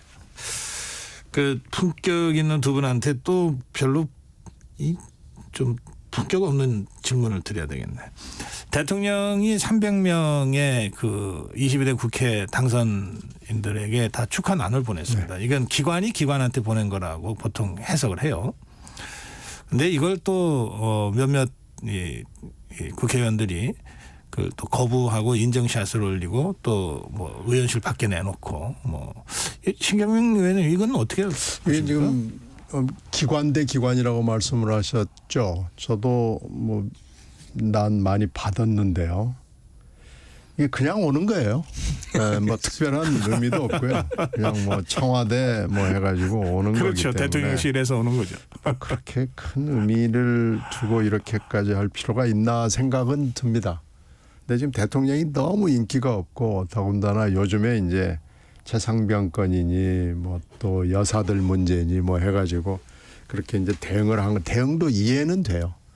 이제 너무 그렇게 막 서로 이런 난 문제 가지고 하는 것은 좀 너무들 좀 심하게 하는 거 아닌가 싶습니다. 그래서 좀 국민들한테 좀 보이고 싶지 않은 모습을 정치권이 보이는 거 아닌가 싶어서요. 이건 좀 여기서 그만뒀으면 좋겠습니다. 네. 지금 이제 이런 분위기 뭔가 이제 협상을 하려면 좀 협상 분위기도 좀 좋고 이래야 되는데 지금 원구성 협상도 전혀 진척이 없는 것 같습니다. 없죠. 지금 박찬대 민주당 원내대표 입장에서는 선언해 놓은 것도 있지만 당의 분위기나 당원들의 분위기로 봐서 양보하기는 매우 어렵습니다. 그래서 이제 21대를 경우를 보면은 7월 17일 재연절이 하나의 마감 시간이죠. 데드라인인데 그때까지 될 수 있느냐라는 것들을 다들 지금 여의도에서 쳐다보고 있는데 비관론이 많은 것도 사실입니다. 박찬대 원내대표가 뭐 도저히 후퇴할 방법이 없다고 이제 말씀하시면 국민의힘에서 후퇴를 해야 될까요? 양보를 하고? 결국은 그렇게 할 수밖에 없지 않을까 생각됩니다. 왜 그러냐면은 야권이 지금 192석이잖아요. 그러니까 압도적인 다수고 이 총선 패배의 책임이라는 것을 염두에 두지 않을 수가 없습니다. 이게 지금 대통령이 그때 2월, 3월, 4월 달에 하는 거 보면 대통령이 총선이나 그러니까 선거나 국회에 대해서 별로 의식을 하지 않는다라는 느낌을 저희들이 굉장히 많이 받았습니다. 근데 지금 그런 성적표를 받았잖아요. 그러면은 이 성적표를 가지고 감내를 해야죠. 그럼 국민의힘의 양보는 구체적으로 어떤 양보가 될 수 있습니까? 법사위는 아마 절대로 안 될 겁니다. 뭐 운영위원회는 가지고 한번 얘기를 해볼 수는 있죠. 뭐 운영위원회는 원래 여당이 하던 거다라는 논리를 가지고 협상을 해볼 수는 있지만요. 그건 안 될 거고요. 이제 지난번 21대를 돌이켜 보면은 그 당시에도 이제 적과 꿀이 흐르는 위원회들이 있거든요. 이제 그런 데를 놓고 딜을 했거든요. 근데 그것도 이제 그때 분위기상으로 안 돼 가지고 1년 후에야 뭐 겨우 이제 협상이 되고 뭐 이런 적이 있는데 그때도 지방선거 서울과 부산시장 패배라는 성적표를 가지고 네. 민주당이 양보를 한 거지 그냥 양보한 건 아니거든요. 근데 지금 선거가 없습니다. 전반기 국회 동안에는요. 그런 걸로 봐서는 이번에는 국힘당이 별로 레버리지가 없어요. 그래요? 협상의 예. 카드가 없습니다. 물론 국민의힘이 지난 총선에서 패배한 죄는 크죠. 그렇다고 하더라도 의회 민주주의, 의회주의가 여태까지 그 정착돼 왔고, 물론 지금 많은 문제가 있습니다만은 그래도 의회 내에서 쌓여온 그런 그 관례는 지켜져야 된다 생각합니다. 그게 무너지면은 정말 그렇지 않아도 여야가 강대강 대치하는 상황에서 끝이 없는 갈등으로만 치닫게 될 수밖에 없다 생각을 하는데 지금 아무리 민주당이 총선에서 이겼다고 하더라도 다수당 마음대로 이런 그 원구성을 한다 하면은 그거는 정말 정상적인 그 의정 활동이 되지가 않죠. 국회의장도 맡겠다, 법사위원장도 맡겠다, 운영위원장도 맡겠다. 그리고 안 되면은 표결로 이거 그냥 처리하겠다. 이거는 그거는 정말 안 되는 거죠. 그러면은 행정부를 견제한다는 기본적인 차원에서의 그런 그 삼권 분립에도 맞지 않는 것이고 그냥 민주당 마음대로 하겠다는 것이거든요. 그래서 이것은 이재명 당대표, 박찬대 원내대표도 정말 잘 곰곰이 생각해 볼 일이다. 네, 그렇게 알겠습니다. 다수당이 마음대로 계속하겠다고 하면은 나중에 지난 총선에서는 이겼지만은 나중에 심판을 받지 않을까요? 그런 생각이 듭니다. 예. 말씀 듣다 보면 두 분이 이 22대 입성해서 원내대표를 맡았으면은 협상이 잘 진척됐을 텐데 하는 기대를 갖게 되는데 현실은 좀 다른 것 같습니다. 그 다들 1호 법안을 준비하고 또 당론 1호 법안도 지금 제출하고 있는 상태인데요.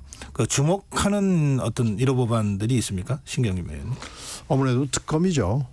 이번 22대는 뭐 특검으로 시작을 해서 특검으로 계속 지셀 것 같아요. 그래서 특검이 어떻게 될 것이냐가 관심거리고 민생 법안들도 뭐 내놓는다고 내놓습니다만은 글쎄 그게 별로 이렇게 주목을 받을 것 같지는 않고요. 아무래도 지금 세금 문제가 민주당이 일단 발화를 시킨 거 아니겠어요? 네. 그 세금 문제는 민주당이 발화를 시켰지만 지금 민주당이 숨고르기에 들어가고 있어서 그렇게 쉽게 여야 합의에 이르게 될 것 같지는 않습니다. 지금 뭐 세금 문제가 종부세 문제, 금투세 문제 그리고 상속세, 증여세 문제까지 지금 중요 현안 세금 문제가 다 올라왔어요.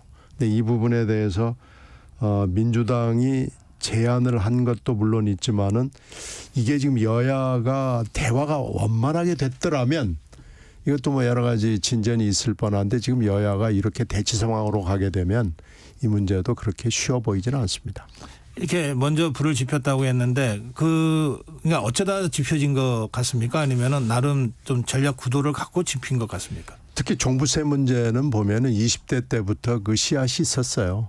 그런데 이제 이게 또 대선을 거치면서 종부세하고 재산세하고를 같이 통합하겠다는 윤 대통령의 대선 공약이 있었거든요.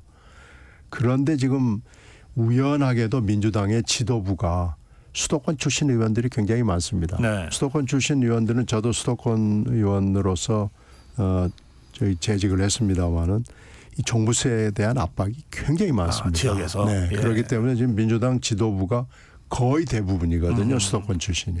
그러다가 보니까 이제 압박을 받고 종부세 알겠습니다. 문제를 어떻게 하느냐라는 것이 사실은 다음 대선에서도 네. 굉장히 많은 영향을 줄 것은 확실합니다. 네, 시간이 별로 없는데 마지막 받아야 되겠습니다. 지금 굉장히 실망스럽습니다. 22대 국회 1호 법원이라고 내놓은 것이 이 국민의 민생과 직결된 법안들이 거의 없고 특검 이런 거를 이제 법안으로 내놨는데 과연 민주당이 이 국민들의 민생에 대해서 정말 그 고민을 하고 민생을 위한 것인지 이렇게 완전히 특검 정당이 되겠다고 하는 거거든요. 그래서 이 정체성의 의심을 안 할 수가 없어요. 그래서 정말 앞으로는 좀 민생과 관련된 법안들을 많이 발의해 주기를 기대를 합니다. 예, 품격 있는 두 분과 토론했습니다. 예, 김영우 전 의원, 신경민 전 의원과 함께 했습니다. 예, 다음 주 월요일 두 분 다시 뵙겠습니다. 네, 고맙습니다. 고맙습니다. 감사합니다. 네, 전격 시사 2부 여기서 마무리하고요. 잠시 후 3부에서 다시 뵙겠습니다.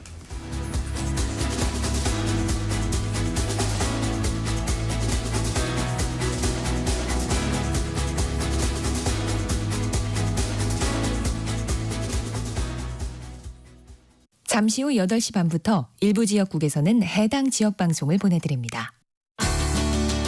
워렌 버핏은 가치 투자, 필립 피셔는 성장주 투자, 피터 린치는 장기 투자. 방법은 달라도 목표는 하나.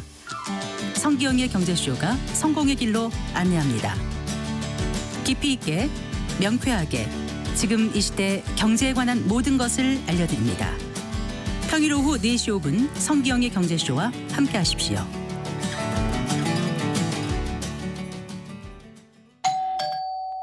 편지 왔습니다.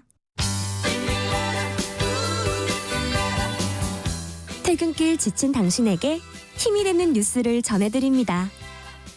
매일 저녁 5시 5분 당신과 함께 읽는 세상 이야기 KBS 1라디오 뉴스레터 K. 지금 시각은 8시 30분입니다. KBS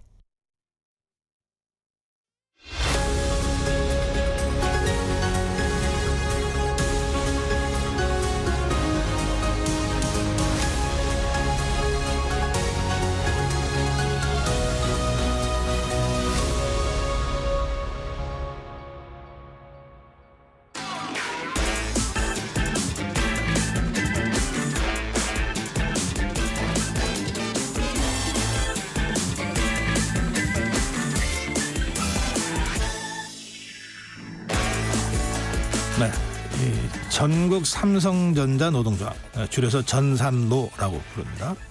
이 삼성전자의 최대 노조인데요. 이 전삼노가 오는 7일 이 파업을 선언해서 다들 좀 관심을 갖고 있습니다. 또 걱정하시는 분들도 계십니다. 한 번 더 뉴스, 오늘 이 문제 다뤄보겠습니다. 한국경제신문 최형찬 기자입니다. 어서 오세요. 네, 안녕하세요. 네, 이게 창사 이후 처음 있는 일입니까? 그렇습니다. 삼성전자가 1969년 창사를 했는데 처음 이제 이런 파업이 이제 생긴 건데요. 지난달 29일이죠. 이 전삼노가 서울 서초사옥, 삼성전자 서초사옥 앞에서 기자회견을 열었습니다. 이 노동자들을 무시하는 사측의 태도에 파업을 선언한다 이렇게 밝혔는데요. 이 사측이 아무런 안건 없이 본교섭에 임하고 있다. 이 파업에 대한 책임은 사측에 있다 이렇게 밝혔습니다. 전삼노는 또 이 회사는 노조 리스크라고 얘기하지만 지금은 경영 위기 상태라고 진단을 했는데요. 이 고대역폭 메모리라고 하죠. HBM 이 위기라고 하지만 일한 만큼 보상받지 못한다는 마음이 있기 때문이다. 자기가 떨어진다 이렇게 주장을 했습니다. 네. 일단 지금 6일이 현충일이잖아요. 7일이 금요일인데 그래서 이제 8, 9일이 어쨌든 주말인 만큼 7일 하루를 연차를 내는 방식으로 투쟁을 하는 방법을 채택을 했습니다. 네, 이 협상이 결렬되니까 파업을 했을 텐데 예. 그래도 뭔가 이유가 있겠죠, 구체적으로? 그렇습니다. 어쨌든 지금 결국 핵심은 이 돈 문제인데요. 이 노사는 임금 협상, 성과급 제도, 장기 휴가 제도 이걸 둘러싸고 좀 갈등을 빚고 있습니다. 앞서 임금 협상률을 두고 사측은 지금 5.1%를 제시했고요. 이 노조 측은 6.5%를 요구했습니다. 네. 이 사측은 노사협의회에서 별도 임금 조정 협의를 진행해서 올해 평균 임금 인상률을 5.1%로 정한 건데요. 이 성과급 제도와 관련해서 또 전삼노 측이 좀 불만을 갖고 있는 게 있어요. 이제 그 경제적 부가가치가 아닌 LG나 SK 하이닉스처럼 영업이익을 기준으로 투명하게 지급하자고 주장을 하고 있는 건데요. 네. 그러니까 삼성전자의 좀 그 성과급 지급 방식이 좀 독특합니다. 이 경제적 부가가치라는 게 당해연도 영업 활동을 통해서 이익을 남겼을 때 그런 다음에 이제 자본 비용을 차감하고도 남는 경제적 가치의 순증가분 이걸 말하는 건데요. 이 삼성전자는 영업이익에서 이제 법인세나 투자 금액 등을 뺀 이제 EVA라고 하죠. 이게 이제 경제적 부가가치라는 건데 이걸 기준으로 성과급을 지급하거든요. 그러다 보니까 지난해 반도체 부문에서 14조 8,800억 원의 적자를 낸 겁니다. 이것 때문에 반도체 부문에 있는 직원들은 성과급을 받지 못했어요. 아하. 네, 이것 때문에 지금 계속 불만이 이제 눈덩이처럼 불어나다 보니까 어쨌든 지금 이렇게 파업까지 온 건데, 근데 이쪽에서 노조 측에서 주장하는 거는 근데 CEO급 단위에서는 수억에서 10억 원 넘는 상여금을 받아갔다. 이것 때문에 지금 계속 불만이 촉발되고 있는 겁니다. 네. 이 임금 인상률 협상이었지만 그 차이가 뭐 글쎄요. 그렇게 큰 것 같지는 않은데 네. 결국은 임금 외에 별도로 이 성과급 예, 이것 때문에 지금 결렬이 됐다 이런 설명이시군요. 네, 그것도 있고 또 다른 이유도 좀 있을 수 있습니다. 알겠습니다. 근데 이게 어느 정도 영향을 미칠까요? 만약에 그 노조 전산노예의 주장대로 파업에 들어간다면요. 예, 일단 한번 그 조합원 규모를 봐야 되는데요. 현재 한국노총 산하거든요. 조합원 규모가 28,400여 명입니다. 전체 정규직 직원이 12만 4,800여 명인데요. 한 22.8% 정도 되죠. 네. 이 조합원의 90%가량은 또 반도체 부문 직원들이고요. 지난해 14조 8,800억 원의 적자를 낸 이 반도체 부문에 올해 이 아까 말씀드린 것처럼 성과급이 없으니까 이렇게 불만을 품고 노조에 가입한 직원들이 많았는데 이 다 참여할지도 일단 의문이긴 하고 다 참여하더라도 뭐 그렇게 공백이 크지 않다는 게 회사 측 입장이거든요. 아 그래요? 예. 그러니까 지금 좀 더 설명을 드리자면은 네. 이 전체 직원이 만약에 다 쉬어버리면 좀 영향이 있을 수 있죠. 20% 정도 넘으니까. 근데 지금 여러 의견이 있습니다. 이제 삼성처럼 대기업에서는 어쨌든 시스템으로 굴러가기 때문에 하루 정도 이제 그 샌드위치 휴가라고 하죠. 이 연차를 쓰는 것도 다 감안을 해서 경영을 다 하고 있다. 뭐 이런 얘기도 있고요. 네. 그러니까 원래도 7일은 그 현충일과 주말 사이에 낀 징검다리 휴일이기 때문에 애초에 연차를 계획한 직원들이 많다는 겁니다. 네, 이게 이제 잘못 이번에 이런 식으로 포장이 돼서 파업 같아 보이지만 사실은 연차 많이 낸다라는 게 삼성전자 측 얘기고요. 네. 그렇지만 어쨌든 전산노 측에서는 이 모든 조합원이 다 연차 사용하면 전체 직원 중에 이 조합원 비율이 큰 만큼 굉장히 영향이 있을 거다 이렇게 지금 주장을 하고 있습니다. 하지만 그러면서도 여론을 의식해서인지 생산 차질을 끼치고자 이렇게 하는 건 아니다라는 또 입장을 내놓기도 했고요. 어쨌든 현재로서는 소극적인 파업이지만 단계를 밟아 나가겠다. 그리고 또 파업이 실패할 수도 있지만 그럼에도 이를 통해서 또 다른 전략이 생길 수 있다는 게 이 전산노 측의 주장입니다. 전산노의 행보에 대한 그 사내의 비판적인 목소리도 있습니까? 그렇습니다. 그러니까 전산노가 이번에 좀 약간 좀 이 언론에서는 이제 패착이라고 하는 것들이 있는데요. 네. 한국노총 산하인데 이 파업 선언하는 과정에서 이 민주노총 금속노조를 끌어들인 겁니다. 그러니까 이제 이 때문에 사내 일부 반감이 생기고 있는데요. 이 삼성 5개 계열사 노동조합이 참여하는 삼성그룹 초기업 노동조합이라고 있습니다. 여기도 한 2만 명 정도 되는데요. 입장문을 내고 최근 이 전산노의 행보와 민주노총 회의록을 보면 이 지금 이런 행보들이 직원들의 근로조건 향상을 목적으로 한 게 아니라 이 상급 단체 민주노총 가입을 위한 발판을 마련하는 것으로 보인다. 이 때문에 좀 목적성이 불분명하다 이렇게 비판을 했습니다. 앞서 지난달 24일이죠. 전산노가 이제 문화행사를 빙자한 단체 행동을 했는데 여기에 이제 민주노총 금속노조 조합원 200명이 온 겁니다. 네. 그리고 이제 뭐 여러 가수들을 이제 연예인들을 무대에 올려서 이게 지금 우리가 이렇게 하는 주장에 그 주객이 전도된 거 아니냐 이런 지금 비판들이 내부에서도 나오고 있습니다. 그래요. 예, 삼성전자 이 뭐 세계 반도체 시장에 큰 영향을 미칠 수밖에 없는데 그래서 해외에서도 관심을 갖고 있는 모양입니다. 그렇습니다. 지금 이제 여러 분석들이 나오고 있는데요. 대만의 시장조사기관 트렌드포스라고 있습니다. 여기서 이제 전산노 파업 선언이 뭐 디램이라든지 낸드 플래시 생산에 영향을 미치거나 이 출하량 부족을 초래하진 않을 것이다 이렇게 분석을 했는데요. 네. 이 디램과 낸드 플래시 현물 가격은 삼성전자 노조 파업 발표 이전에도 지금 하락세였다. 그래서 파업 발표 이후에도 이 하락세에는 변화가 없었다. 뭐 이렇게 지금 말을 한 겁니다. 또 이렇게 얘기도 했어요. 그 삼성전자 본사 직원들 대다수가 파업에 참여하지만 이들이 이제 생산직은 많이 아니다. 그러니까 생산직의 비율은 많지 않다는 건데요. 어쨌든 그런 만큼 이번 파업은 단 하루만 예정되어 있어서 유연한 생산 일정 범위 내에 속한다고 볼 수 있다 이렇게 진단을 했습니다. 생산 공장 운영이 주로 또 자동화가 많이 되어 있거든요. 네. 그런 만큼 최소한의 인력만 필요하기 때문에 향후 이 메모리 반도체 공급에도 뭐 큰 영향을 미치진 않을 것이다 이렇게 또 해석도 나오고 있습니다. 그렇군요. 네. 자, 이 삼성전자 전산노 관련 소식을 전해 주셨는데 뭐 다른 악재도 있습니다. 최근에 방사선 피폭 사고요? 예, 맞습니다. 삼성전자 기흥 캠퍼스 그 생산 라인에서 지난달 27일 그 직원 2명이 일하던 중에 손 부위가 이제 엑스레이에 노출되는 사고가 발생을 한 겁니다. 당시 직원들은 이 손가락 국부 피폭으로 이 홍반이나 또 부종 이런 이상 증상을 보였거든요. 네. 입원 치료를 받은 다음에 퇴원을 했고 일반 혈액 검사 결과는 일단 정상 소견을 보이고 있다 이렇게 지금 그 정부기관인 그 원자력 안전위원회가 설명을 했거든요. 근데 이에 대해서 이제 어쨌든 시민단체인 그 반올림이라고 있습니다. 반도체 노동자의 건강과 인권 지킴이. 이 반올림과 전삼로는 또 방사선 설비에 설치된 이 인터락이라고 하는 그 안전장치가 작동하지 않았을 가능성이 있다 이런 주장을 한 겁니다. 어쨌든 지금 삼성 전체 사업장에 이런 방사선 장비 안전관리 전수조사를 촉구하기도 했습니다. 예, 전반적인 점검은 필요할 것 같으네요. 예. 예, 그런가 하면 기대를 모았던 AI 반도체 관련해서도 아직 그 희소식, 낭보 이런 건 아직 전해지지 않는 것 같습니다. 그 부분이 지금 삼성전자로서는 이 전삼로 못지않게 굉장히 뼈아픈 대목인데요.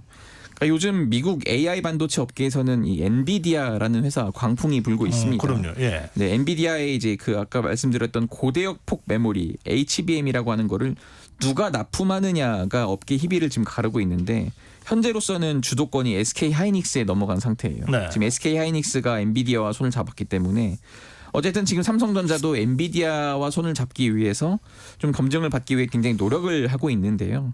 지금 최근에 이제 로이터 통신이 삼성전자가 엔비디아의 HBM 납품을 하기 위한 테스트를 통과하지 못했다 이렇게 지금 단독 보도를 한 겁니다. 그래요? 예. 그런 다음에 지금 주식시장이 굉장히 출렁이기도 했는데, 그러니까 로이터가 복수의 소식통을 인용해서 발열과 전력 소비 등이 문제가 됐다 이렇게 지금 보도를 했습니다.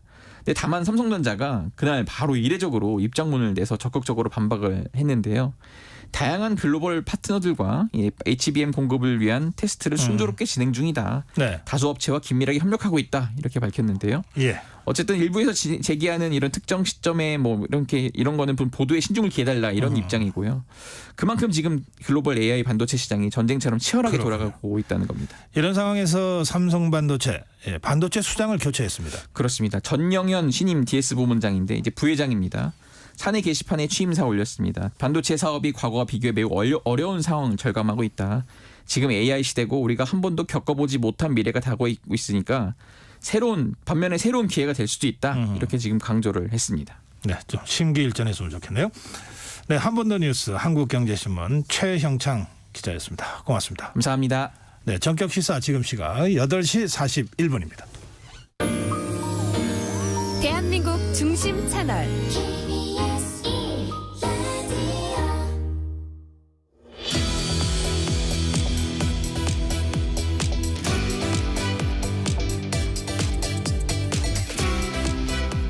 네, 오물풍선 좀 짚어봐야 되겠습니다. 이게 도대체가 세계 전장사에 찾아보기 어려운 이 오물풍선 공격인데요. 통일연구원 조한범 선임연구위원 전화로 연결하겠습니다. 네, 위원님 안녕하세요. 예, 안녕하세요.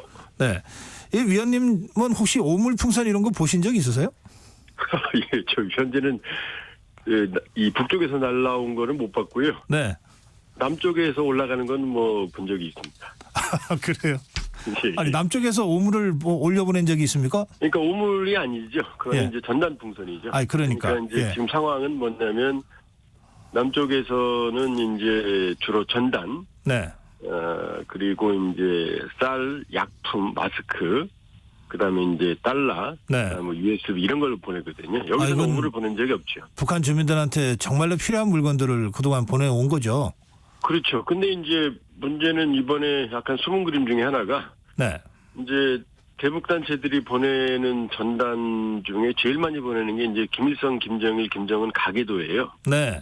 거기에 이제 김정은 위원장이 숨기고 싶은 출생의 비밀이 있거든요. 어떤 비밀인지 말씀해 주실 수 있으세요? 네, 일단 엄마 고용인데 네. 제일교포죠.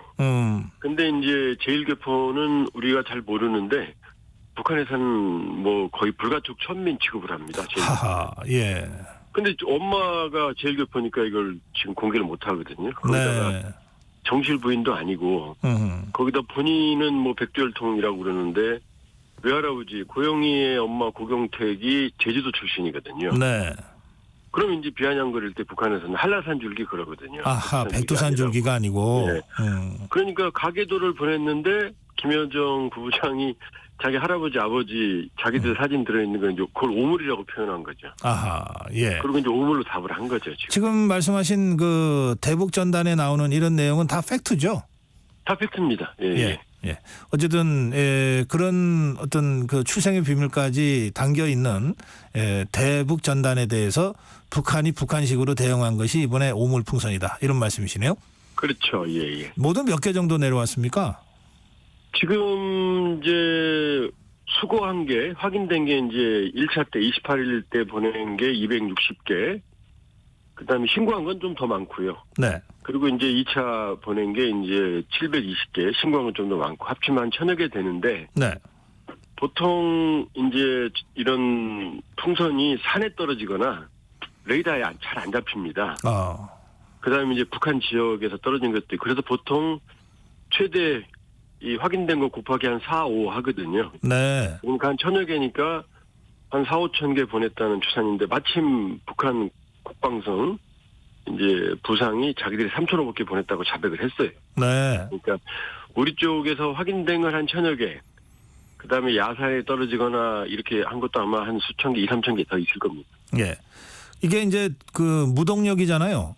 예, 그렇죠. 그러니까 이제 바람이 북에서 남으로 불 때나 이제 띄울 수 있을 텐데 그런데 이 오물풍선에 뭐 기폭 장치 같은 것도 있었다고 보도가 있었는데 그건 뭐예요? 왜냐하면 이제 이게 좀 복잡한데요. 네. 풍선이 하늘로 올라가는 건 이제 가벼운 기체, 수소나 헬륨을 집어넣거든요. 네. 그럼 이게 그냥 놔두면 무한정 올라갑니다. 그렇겠네요. 그러면 이제 하늘에서 터져버리거든요. 그러니까 이 풍선의 이제 고도를 조절하는 장치인데 그냥 풍선 밑에서 구멍을 뚫으면 네. 올라가서 기체가 팽창하면 기체가 이제 빠지니까 내려오는 그런 개념이고요. 네. 근데 이제 이걸 살포하려면 이 밑에 묶어놨던 이제 비닐 묶음이 터져야 되지 않습니까? 그래야 이제 광범위하게 확산되지 않습니까? 그러겠네요. 예. 그 말이 기폭 장치지 그 풍선을 터뜨리게 하는 겁니다. 그 뭐 바늘로 터트리나 뭐로 터트리나 하여튼 터트리는 그렇죠. 장치다. 예. 예, 그렇게 해서 터트려서 이제 그 내용물들이 이제 쏟아져 내려온 데가 있는 것 같더라고요. 예. 어떤 것들을 집어넣길래 우리가 오물풍선이라고 부르는 겁니까? 예, 문자 그대로 오물입니다. 네. 이제 과거에도 오물풍선을 보낸 적이 있어요. 2016년 박근혜 정부 때, 2020년 문재인 정부 때도 문재인 정부 때는 문재인 대통령 사진 위에다가 담배꽁초를 잔뜩 집어넣어서 보낸 적도 있거든요. 네. 과거에도 있었던 거고, 근데 이번에는 순수한 오물, 그러니까 뭐 담배꽁초, 휴지, 생활 쓰레기, 그다음에 이제 가축 분뇨, 두엄이죠, 두엄. 이런 것들을 아마 한 계산해봤을 때 한 3, 40kg 정도 되는 무게를. 꽤 무겁네. 예. 본인들이 15톤 보냈다고 그랬거든요. 3,500개 나누면 이제 그 무게가 나오죠. 그 정도 되네요. 하여튼 뭐 묵직해 보이긴 합니다. 근데 예. 그게 이제 그럼 터지면 동물 분뇨 같은 것도 들어가 있으면 막 냄새도 나고 굉장히 이제 그 더러운 거잖아요. 그렇죠. 비위생적이죠.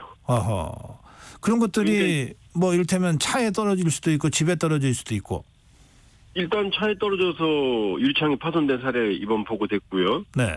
그다음에 이제 떨어지면서 발화가 돼서 그 자동차 타이어를 태운 경우도 있고 과거에도 예를 들면 이제 비닐 그 하우스 같은 경우는 떨어지면 바로 구멍이 나죠.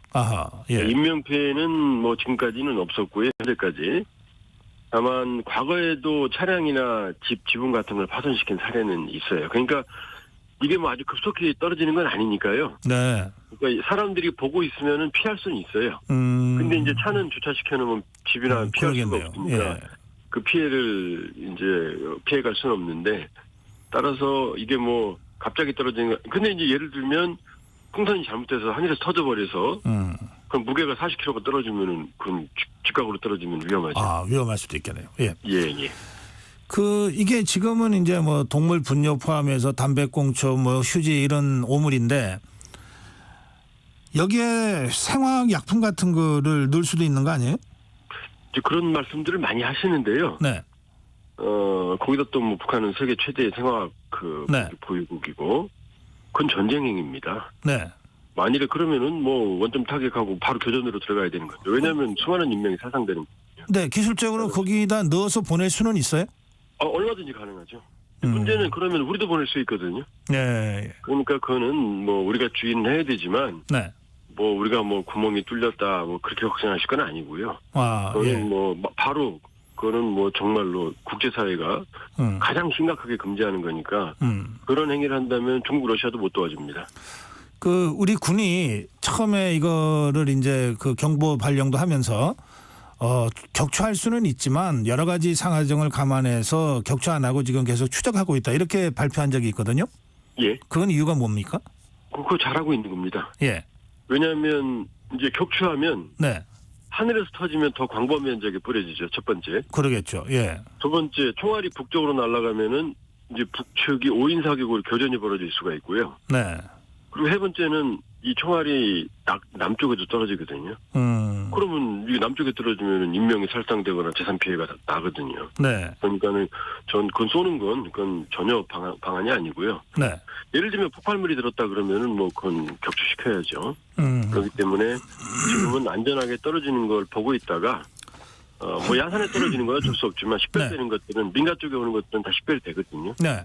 그런 건 이제 수거하는 그런 개념으로 가고 있기 때문에 네. 그 의아해하실 것 같은데 그거는 뭐 군이 잘하고 있는 겁니다. 군의 대응은 잘하고 있다. 예. 그런데 이게 그 풍선을 내려보내도 이게 정전협정 위반입니까? 왜냐하면 정전협정이라 하면 지금 휴전을 하는 거거든요. 기본 정신이 상대방에게 위해를 주는 적대 행위를 안 하는 거거든요. 네. 근데 이건 쓰레기는 지금 인명이 살상이 될 수 있고 일단 비위생적인 피해를 초래하는 거거든요. 그러니까 도발이죠. 그러니까 정전협정의 기본 정신을 위반하는 거고 아하. 두 번째는 이쪽은 남쪽에서 보내는 거고 민간단체들이 보내는 거거든요. 정부 당국이 하는 게 아니라. 그렇죠. 시민단체, 민간단체 그렇죠. 보내는 거죠. 근데 북한은 왜 이 DMZ 군사분계선에서 하는 모든 도발은 전방 군단이나 사단장이 하는 게 아니고 정찰총국 중앙에서 하거든요. 아, 예. 정찰총국 지휘 아래 그러니까 목함질이나 뭐 천안함 북침이나 그게 다 정찰총국이 했다고 우리가 주장하는 거거든요. 네. 그러니까 북한군 최중앙에서 지휘를 해서 전방에 있는 인민군의 상당한 인민군들을 동원해서 지금 도발한 거니까 이건 뭐 거의 이 교전행위에 준하는 도발을 회색지대 도발로 한 거죠. 그러니까 당연히 정전협정 위반이고 유엔사령부도 정전협정 위반이라고 규정을 했죠. 이 오물풍선과 동시에 GPS 교란도 지금 계속하고 있잖아요. 예. 그건 어느 정도 저 상황입니까? 일단은 이제 김정은 위원장이 지난 연말 올해 초에 이제 두 국가는 서로 다른 나라다. 국경선은 이제 한반도 전체가 아니라 MDL 군사분계선 휴전선이다 이렇게 얘기를 하면서 네. NLL 북방한계선을 불법 무법이라고 그랬어요. 그리고 0.001mm라도 침범하면 전쟁으로 간주하겠다고 그랬거든요. 네. 근데 우리는 NLL을 준수하고 있거든요. 그럼 뭐 절대 사수 입장인데 그럼 북한 입장에서는 이제 지난번 26일 날 국방성 담화에도 지금 NLL을 한국 해군과 해경이 침범하고 있다고 그랬거든요. 그럼 대응을 해야 되는데 북한이 해군력이 거의 뭐 연안해군 수준도 못 되거든요. 그러니까 이제 무력 도발을 못 하니까 이 NLL 무력화 목적으로 GPS를 계속 이제 교란하는 거고. 네. 군사작전에는 현재 지장은 없는 상태고요. 근데 이제 이 GPS를 쓰는 이제 어선들, 이 위치 추적, 뭐 어장 관리 여기에 좀 피해가 발생을 하고 있죠. 네. 이게 서해상으로 이제 GPS 교란이 주로 이루어지는 것 같은데요. 북한이 그렇게 시도하고 있지 않습니까? 서해상 쪽으로. 그러면 영종도 우리 공항 있잖아요. 인천국제공항. 예. 여기도 GPS 교란 그 대상 지역이 될 수 있습니까?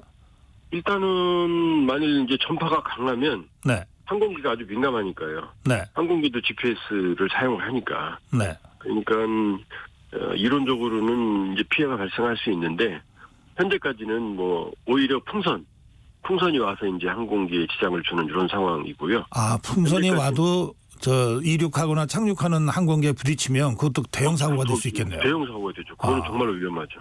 네. 그러니까 GPS든 지금 이제 GPS나 이 오물풍선이라 일종의 회색지대 도발이라고 그러거든요. 네. 우리 측 대응이 어렵고 주체와 원점 확인이 좀 어려운 도발. 네. 그러나 논리 이 결과적으로 본다고 그러면은 아주 심각한 도발에 해당을 하는 거죠. 아, 예.